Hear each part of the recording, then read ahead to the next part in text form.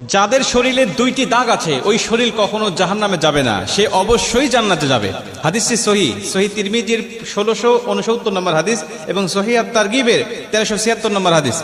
হযরত আবু উমামা রাদিয়াল্লাহু তাআলা আনহু হাদিসটা বর্ণনা করেছেন। রাসূল সাল্লাল্লাহু আলাইহি ওয়াসাল্লাম বলেন, যাদের শরীরে দুইটা দাগ আছে এবং যাদের শরীর থেকে 2 ফোঁটা তরল পদার্থ নির্গত হয় ওই শরীর কখনো জাহান্নামে যাবে না, সে অবশ্যই জান্নাতে যাবে এবং আল্লাহ পাকের কাছে এই শরীরটা সবচেয়ে প্রিয় শরীর। রাসূল সাল্লাল্লাহু আলাইহি ওয়াসাল্লাম বলেন, 1 নম্বর দাগ হলো যে ব্যক্তি জিহাদের ময়দানে আল্লাহকে খুশি করার জন্য, আল্লাহর দ্বীন কায়েম করার জন্য অথবা আল্লাহর সন্তুষ্টির জন্য যে ব্যক্তি বাতিলের মোকাবেলা করতে গিয়ে শত্রু পক্ষের আঘাতে তার শরীরে ছোট্ট একটা দাগও যদি বসে যায়, এই দাগটা কিয়ামতের ময়দানে সুপারিশ করে বা এই দাগটা থাকার কারণে কিয়ামতের ময়দানে আল্লাহ পাক তাকে জান্নাতে দিয়ে দিবে। নবীজি সাল্লাল্লাহু আলাইহি ওয়াসাল্লাম বলেন, 2 নম্বরে ফরজ ইবাদত সমূহের কোন একটি দাগ যদি তার শরীরে দেখা যায়, যেমন নামাজ পড়তে পড়তে সেজদা দিতে দিতে কপালে